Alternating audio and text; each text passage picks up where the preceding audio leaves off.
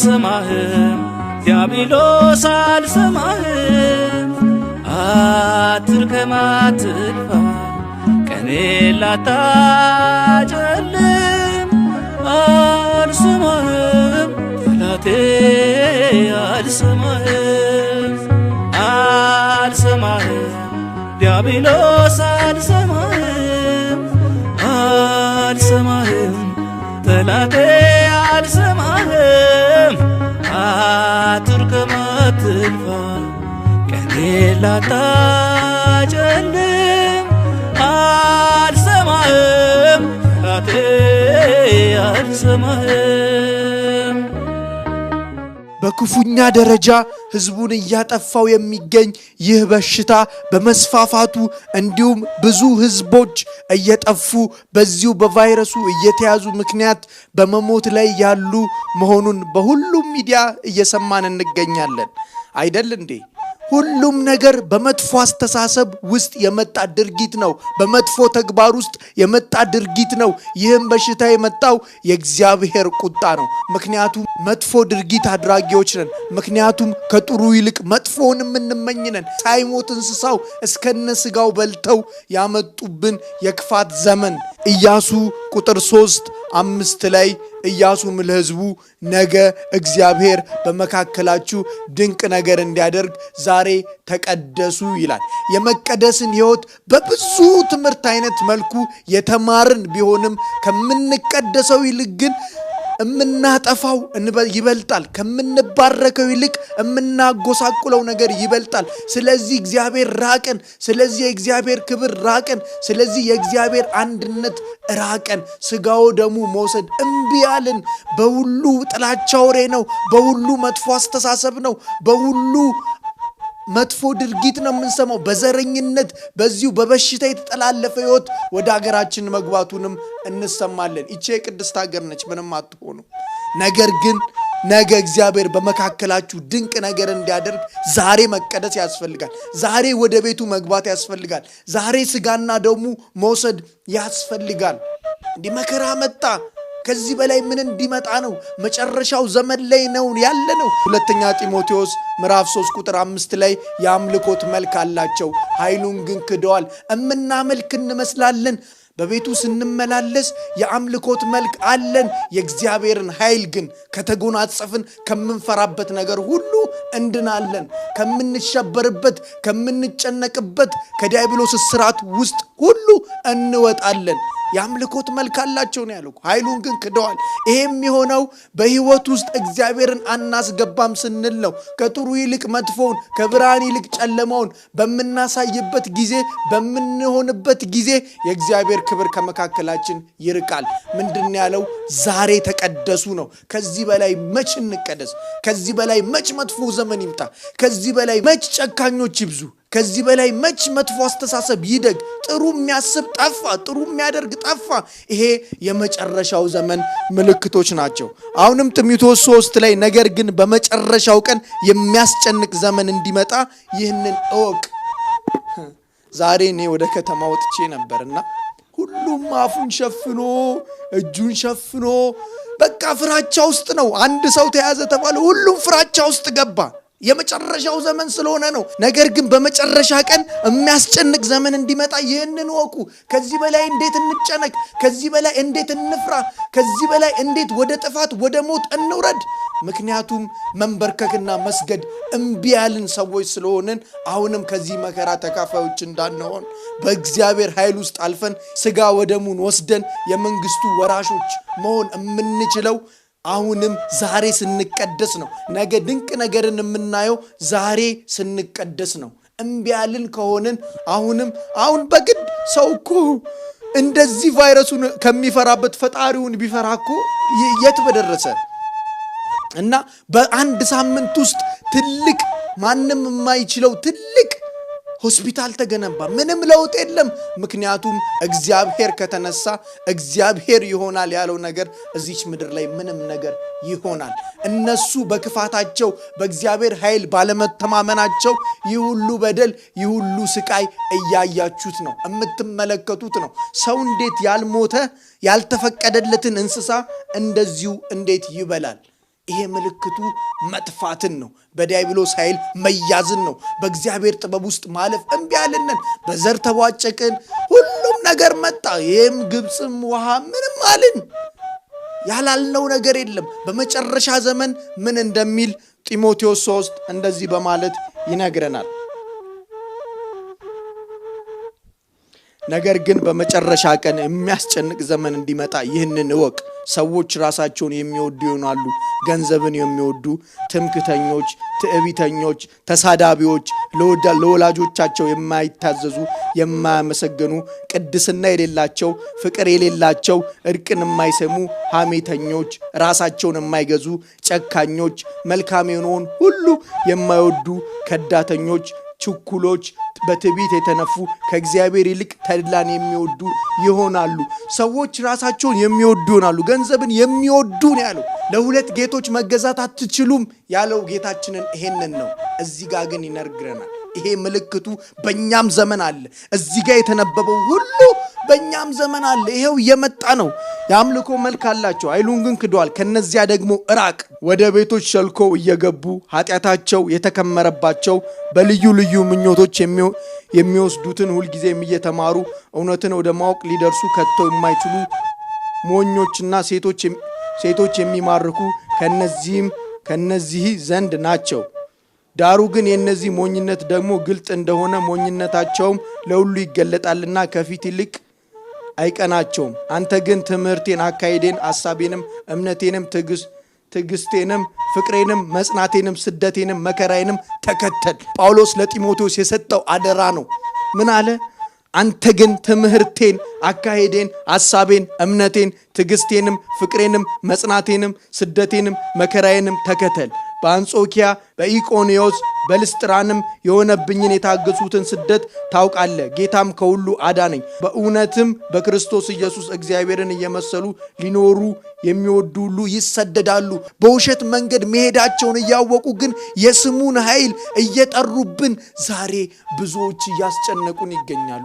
ዛሬ ወደ ሐሰት መንገድ እየወሰዱን ይገኛሉ። መጨረሻቸው ግን ስደት ነው። የዚህ ዓለም ጥቅምን ተገን አድርገው የሚጠፋውን ዓለም ገንዘብ አላፊ ጠፊ የሆነውን ንብረትን ለማግኘት በሱ ጀርባ የሚዞሩ ሁሉ ይጠፋሉ። ነገር ግን ክፉዎች ሰዎችም አታላዮችም እያሳቱና እየሳቱ በክፋት እየባሱ ይሄዳሉ። አንተ ግን በተማርህበት በተረዳህበትም ነገር ጸንተህ ኑር፣ ከማን እንደተማርከው ታውቃለህና ይላል። ስለዚህ መሳት የለብንም። ስለዚህ መጥፋት የለብንም። ስለዚህ በመጥፎ አስተሳሰብ መውደቅ የለብንም። ስለዚህ የእናታችንን የቅድስት ድንግል ማርያም የንጽሕተ ንጹሐን የቅድስተ ቅዱሳን አማላጅነቷን መክዳት የለብንም። ስለዚህ በመጥፎ አስተሳሰብ መሄድ የለብንም። ስለዚህ ሁሉ ነገራችን ከእግዚአብሔር ጋር ከሆነ የሚቃወመን የለም። ሰቆቃው ኤርምያስ ላይ ምዕራፍ 3:26 እንደዚህ ይላል፣ ነገር ግን የሰው ልጅ ዝም ብሎ የእግዚአብሔርን ማዳን ተስፋ ቢያደርግ መልካም ነው ይላል። የእግዚአብሔርን ተስፋ ማድረግ የምንችለው ደግሞ ስንንበረከክ ወደ ቤቱ ተመልሰን ጠዋት ማታ የአምልኮ ጸሎት የአምልኮ ስግደት ሲኖረን ብቻ ነው። ይሄ ለብዙ ዓመታት ለብዙ ዘመናት የተማራችሁት ነውና ይህንን ትምህርት ደግሞ በተግባር እንዳንተገብረው ውስጥ ያለው ርኩስ መንፈስ በአሉታዊ አስተሳሰብ እየመራን በጭንቀት መንገድ ውስጥ እየከተተን ለእንጀራ ብቻ ለኑሮ ብቻ እያስባልን እያጠፋን ነው። ከመጥፋት እግዚአብሔር አሁንም ይሰውረን። ከመጥፎ አስተሳሰብ እግዚአብሔር ይሰውረን። ከዚህ ከክፉ የመጣብን ፍዳ ሁሉ እግዚአብሔር አሁንም ይሰውረን። የእግዚአብሔር ምሕረት ከሁላችን ጋር ይሁን። ከዛ ቀጥሎ እንደዚህ ይላል፣ አንተ ግን በተማርህበት በተረዳህበትም ነገር ጸንተ ኑር፣ ከማን እንደተማርከው ታውቃለህና ከሕፃንነትህም ጀምረ ክርስቶስ ኢየሱስ በማመን መዳን የሚገኝበትን ጥበብ ሊሰጥ የሚችሉትን ቅዱሳን መጻሕፍትን አውቀሃል። የእግዚአብሔር ሰው ፍጹምም ለበጎ ሥራ ሁሉ እየተዘጋጀ ይሆን ዘንድ የእግዚአብሔር መንፈስ ያለበት መጽሐፍ ሁሉ ለትምህርትና ለተግሣጽ ልብህንም ለማቅናት በጽድቅም ላለው ምክር ደግሞ ይጠቅማል። ከሕፃንነትህ ጀምረ ክርስቶስ ኢየሱስን በማመን መዳን የሚገኝበትን ጥበብ ሊሰጥ የሚችሉትን ቅዱሳን መጻሕፍትን አውቀሃል። ከልጅነታቸው በቤተ ክርስቲያን አድገው በእግዚአብሔር ኃይል ውስጥ ተምረው የክርስቶስ ልጅ ነን ያሉት ሌላ ክርስቶስን ይፈልጋሉ። ክርስቶስ እዚህን ያለው ክርስቶስ በእውነት የተማርክበት መንገድ ኦርቶዶክስም የኦርቶዶክስ ውስጥ ነው ያለው። ሌላ ክርስቶስ የለም። አንድ አምላክ፣ አንድ ጌታ፣ አንድ ሃይማኖት ነው የሚለው መጽሐፍ ቅዱስና በሁሉም ነገር የሚሰራብን በገንዘብ በአስተሳሰባችን እንድንወድቅ ተደርገን በኢኮኖሚ የምንደገፍ እየመሰልን ግን በሞራላችንና በመንፈሳዊ አሰራር ውስጥ እንድናልፍ እየተደረግን ያለብንና አሁንም እግዚአብሔር አምላክ ምህረቱን ይላክልን፣ ደጉን ዘመን ያምጣልን። ከክፉ አሰራርና ከዲያብሎስ እስራት ውስጥ ወጥተን የእግዚአብሔርን መንግስት እንድንወርስ ነገ ትደርሳላችሁ፣ ነገ ስጋው ደሙ ትቀበላላችሁ እያለ ውስጣችን ሆኖ ዛሬ እንዳንወስደው፣ ዛሬ ተቀድሰን ድንቅ ነገር እንዳናይ፣ ዛሬ እግዚአብሔር መንግስት እንዳንወርስ የሚያደርገውን ክፉ ጠላታችንን መድኃኔ ዓለም ኢየሱስ ክርስቶስ ይጣልልን። ቀጥሎም ምዕራፍ 4 እንዲላል በእግዚአብሔር ፊት በሕያዋንና በሙታን ሊፈርድ ባለው በጌታ በኢየሱስ ክርስቶስ ፊት በመገለጡና በመንግስቱም እመክርሃለሁ። ቃሉን ስበክ፣ በጊዜውም ያለ ጊዜውም ጽና፣ ፈጽመ እየታገስክና እያስተማርህ ዘለፋን ገስጽ፣ ምከርም። ሕይወት የሚገኝበት ትምህርት የማይታገሱበት ዘመን ይመጣልና። ነገር ግን ጆሮቻቸውን የሚያሳክክ ስለሆነ እንደ ገዛ ምኞታቸው ለራሳቸው አስተማሪዎችን ያከማቻሉ። እውነትንም ከመስማት ጆሮቻቸው ይመልሳሉ፣ ወደ ተረትም ፈቀቅ ይላሉ። እውነትን ከመስማት ጆሮአቸውን ይመልሳሉ ይላል። እውነት ያለው በእግዚአብሔር ቤት ነው። እውነት የሚገኘው በቅድስናው ኃይሉ ስናልፍ ነው። እውነት የሚገኘው ጠዋት ስንንበረከክ፣ ማታ ስንንበረከክ፣ የአምልኮ ጊዜ ሲኖረን በእግዚአብሔር ጥላ ውስጥ ማረፍ ስንችል ነው። በእግዚአብሔር ጥላ ውስጥ ያላለፈ ሰው ከመንፈሶቹ ጠላቶቹ ጋር ይኖራል።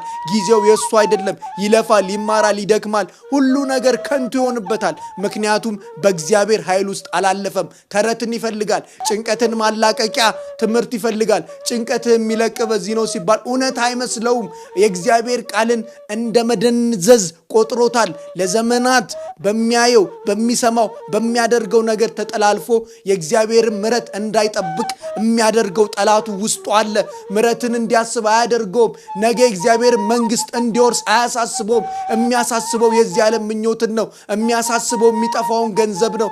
የሚያሳስበው አሁን ያለው ደህንነት፣ በስጋ የሚኖረውን ህይወት ብቻ እያሳሰበ በእግዚአብሔር ኃይል ውስጥ መንግስተ ሰማያትን የምንወርስበትን ጸጋ እያራቀብን በስጋ ሞተን፣ በስጋ ተንከራተን፣ በስጋ ተቸግረን፣ በስጋ ተዋርደን፣ በስጋ ተንቀን፣ በስጋ የምናደርገው ጠፍቶን፣ በስጋ ሱስ ውስጥ ገብተን በመንፈስ ግን ቅዱስ እንዳንሆን በስጋም ኃጢአት አድርጎብን በመንፈስም ሳንቀደስ የእግዚአብሔርን መንግስት እንዳንወርስ አድርጎን እንዲሁ የምናልፍ ብዙዎች ነን። ኧረ እባካችሁ ተመለሱ። ከዚህ በላይ ምን ይምጣ? ኧረ እባካችሁ በእግዚአብሔር መንገድ ውስጥ እለፉ። ከዚህ በላይ ምን ይከሰት? የምታዩት ነው።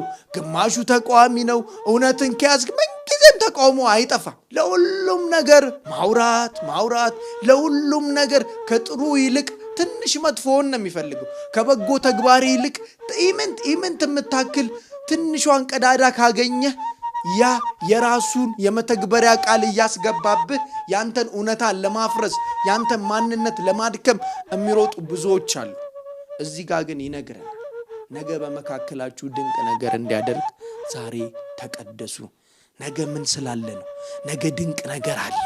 ነገ የእግዚአብሔር ምሕረት አለ። ነገ የበጎነት አስተሳሰብ በሕይወታችን ውስጥ እንዲያልፍ ካደረግን ነገ የበረከት ኃይል ከእግዚአብሔር ሲሰጠን እናያለን። ነገ በስጋም ሳንቸገር በመንፈስም የእግዚአብሔርን ርስት ወርሰን የምንኖርበት ኃይል አለ። ግን ስንቀደስ ነው። መቀደስ ማለት በትህትና መውደቅ ነው። መቀደስ ማለት የእግዚአብሔርን የአምላክነቱን ቸርነት ኃጢአተኛ ነኝ፣ በደለኛ ነኝ፣ ይቅር በለኝ ብለን ወደ አባቶች ንስሐ ገብተን ስጋው ደሙን ስንወስድ ነው መቀደስ ማለት ጠዋት ለቁርስ እንደምንበላው ሁሉ ማታ እራት እንደምንበላው ሁሉ ማታም ጸሎታችንን አድርገን ስግደታችንን የአምልኮታችን ስግደት ሰግደን ለአብ ሰግዳለሁ፣ ለወልድ ሰግዳለሁ፣ ለመንፈስ ቅዱስ ሰግዳለሁ ብለን ስናድር ነው መቀደስ። ስናድር ከቤታችን ለጀበናው ለሲኙ ቦታ እንዳለው ሁሉ ለእግዚአብሔር ቤት ቦታ ሰጥተን የአምልኮ ጊዜ ሲኖረን ነው። የአምልኮ መልክ አላቸው፣ ኃይሉን ግን ክደዋል። ጢሞቴዎስ 3:5 ላይ እንደዛ መሆን የለብን። መልካችን የአምልኮት መምሰል ብቻ የለበትም። መልካችን በእግዚአብሔር መንገድ የሚያልፍ ግን ሕይወታችን ሌላ መሆን የለበትም። ለምን? በእግዚአብሔር ርስት ውስጥ ለማለፍ የአምልኮት መልክ አላቸው። ኃይሉን ግን መክዳት የለብም። እግዚአብሔር ካለልህ ምን ትፈራለህ? ምን የሚያስጨንቅ ነገር አለ? እግዚአብሔር ላይ ከተማመንክ ኃጢአት ነው እንድትፈራ የሚያደርግ፣ በደል ነው እንድትፈራ የሚያደርግ፣ ክፋት ነው እንድትፈራ የሚያደርግ፣ ዝሙተኝነት ነው እንድትፈራ የሚያደርግ፣ ስርቆት፣ ሌብነት ነው እንድትፈራ የሚያደርግ። ይህን ሁሉ ይቅር የሚል አምላክ አለ። ሂድ ቤቱ ግባ፣ ይቅር በለኝ በለው። ከዚህ በላይ ምን መዓት ይምጣብን? በደቂቃ በወረርሽኝ የሚተላለፍ ስንት ሚሊዮኖች መቋቋም ያልቻሉት፣ ስንት ሀብታሞች ተይዘው መዳን ያልቻሉበት ይኸው መጨረሻው ዘመን እየመጣ ነው። ከዚህ በላይ ምን ልታይ ትፈልጋለህ? ከዚህ በላይ መቼ ነው የምትቀደሰው? የተባረከች ሀገር የቅድስና ሕይወት ያለፉባት አባቶቻችን ጸሎት ውስጥ ያለፈች ሀገር ነች። ምንም አትሆንም። እግዚአብሔር በፍቅሩ ይዋጃት። ብትጠፋ ድሮ ትጠፋለች። ኢትዮጵያ ማንም አይለያያትም። ኢትዮጵያን ማንም አይከፍላትም። ኢትዮጵያን ማንም አይበታትናትም። እምዬ ኦርቶዶክስንም ማንም አይነካትም። ምክንያቱም የቃል ኪዳን ሀገር ነች። የእናታችን የቅድስተ ቅዱሳን የንጽሕተ ንጹሐን የአማላጃችን የእመቤታችን ሀገር ነች። ነገር ግን መቀደስ አለብን። ነገር ግን በእግዚአብሔር ኃይል ውስጥ ማለፍ አለብን። ነገር ግን ሐሜትን ትተን ወደ ቅድስና፣ መጥፎ አስተሳሰብን ትተን ጥሩ አስተሳሰብን፣ ከመንቀፍ ይልቅ ማስተማርን፣ ከመንቀፍ ይልቅ መገሰጽን፣ ከመንቀፍ ይልቅ ይሄ ልክ አይደለህም ማለትን እንድናውቅ ወደ እግዚአብሔር መጮህ ያስፈልጋል። ወደ እግዚአብሔር መመለስ ያስፈልጋል። የትኛውም የሰበሰብከው ንብረት አንተን ሊያድን አይችልም። የትኛውም ያከማችኸው ሀብት አንተን ሊያድን አይችልም። በክርስቶስ ኢየሱስ አምነህ፣ በክርስቶስ ኢየሱስ ተጠምቀህ፣ በክርስቶስ ኢየሱስ የማዳን ኃይል ውስጥ አልፈ የመንግስቱ ወራሽ እንድትሆን እግዚአብሔር አሁንም ይፍቀድልን። ለሁላችንም መልካሙን ያሰማን። ከመጥፎ ዜና ሁሉ እንድንርቅ ያድርገን። አሁን መጥፎ ዜና እኮ ነው የምትሰማው። እኔ ፌስቡክ ስከፍት በግሌ እደነግጣለሁ። ደግሞ ዛሬ ምን ተባለ ብዬ ነው የምከፍተው። ለምን? አንድ መልካም የሚያወራ የለም። አንድ ጥሩ ነገር የሚያወራ የለም። አንድ በእግዚአብሔር ኃይል ውስጥ እንድታልፍ የሚያደርግ ጽሑፍ አላይም። ከሰባኪያን ከመምህራን ውጭ በብዛት ይለፋል።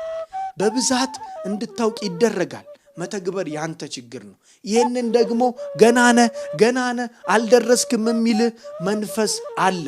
ሰማህም አልሰማህም ዲያብሎስ አልሰማህም። አትርከም አትልፋ ቀኔ ላታጨልም። አልሰማህም ጠላቴ አልሰማህም። አልሰማህም ዲያብሎስ አልሰማህም። አልሰማህም ጠላቴ አልሰማህም። አትርከም አትልፋ ቀኔ ላታጨልም። አልሰማህም ጠላቴ አልሰማህም።